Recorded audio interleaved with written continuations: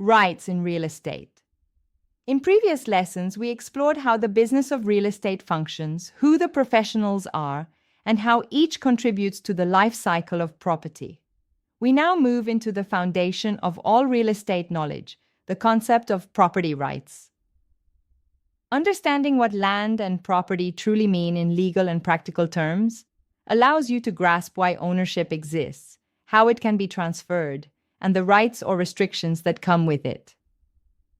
Real estate as property. At its core, real estate is composed of air, water, land, and everything permanently affixed to the land.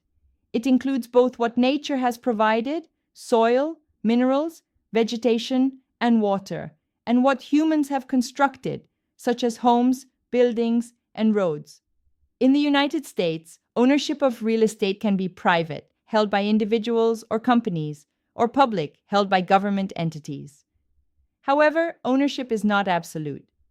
Governments retain certain powers, including the right to tax, regulate, and, in some cases, take property for public use under the principle of eminent domain. Private entities can also hold interests that affect ownership, such as mortgage liens or easements. For example, a bank can foreclose on a property if the borrower defaults, or a neighbor can gain a right-of-way through prolonged use. Land and its evolution of value.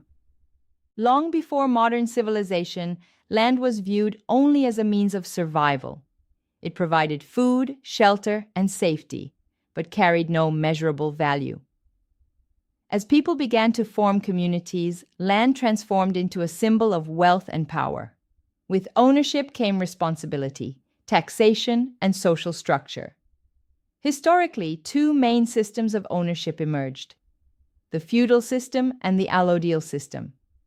Under the feudal system, which originated in Europe, the king or ruler owned all the land and granted usage rights to subjects in exchange for loyalty and taxes.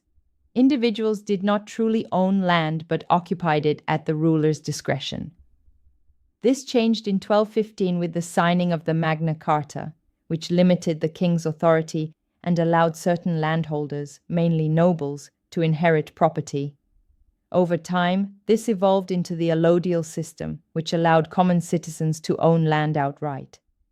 This concept of private ownership became the foundation for property rights in the United States, where individuals can own land free from feudal control, though still subject to lawful regulation and taxation.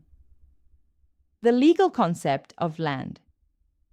Legally, land encompasses the surface of the earth, everything below it down to the planet's center, and everything above it extending infinitely into space.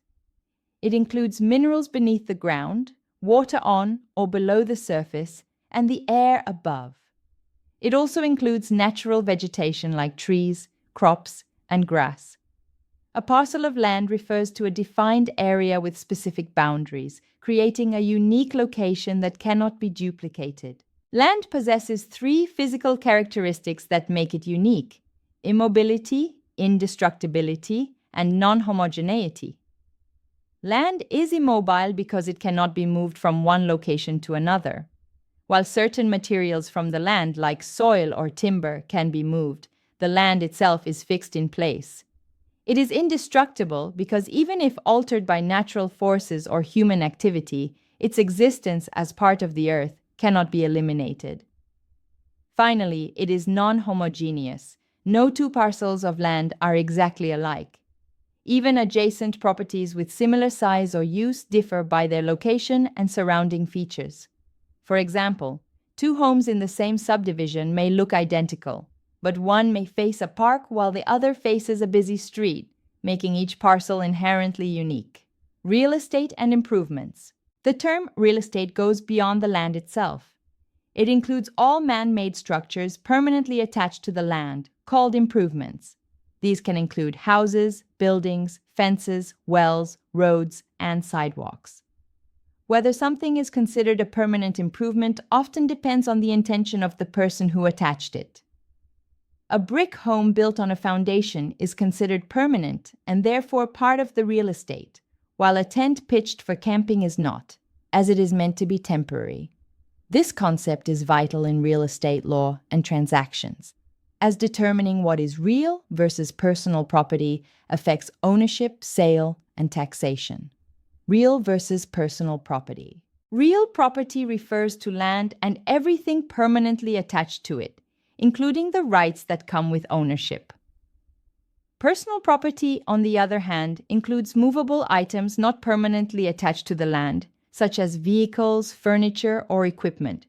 For example, a refrigerator built into kitchen cabinetry may be considered real property, while a freestanding one that can be moved easily is personal property. When a home is sold, these distinctions determine what remains with the property and what the seller can take. Regulation of real property interests. While the allodial system allows private ownership, property ownership in the United States is still subject to government powers known as PETE, police power, eminent domain, taxation, and escheat. Police power allows the government to regulate land use for public safety and welfare through zoning and building codes. Eminent domain allows the government to take private land for public use, such as building highways, as long as fair compensation is provided. Taxation enables governments to levy property taxes to fund public services. Escheat ensures that if an owner dies without heirs, the property reverts to the state. Additionally, water rights are regulated to ensure fair and sustainable use. In Arizona, for instance, water rights are particularly important given the state's desert climate. Owners must comply with laws governing groundwater and surface water use under the Arizona Department of Water Resources. Review summary. In this chapter, you learned that real estate represents more than just land. It is a combination of natural and man-made elements, along with the legal rights associated with ownership. Land has unique physical characteristics that make each parcel distinct and valuable. The historical evolution from feudal to allodial ownership established the foundation for private property rights in America.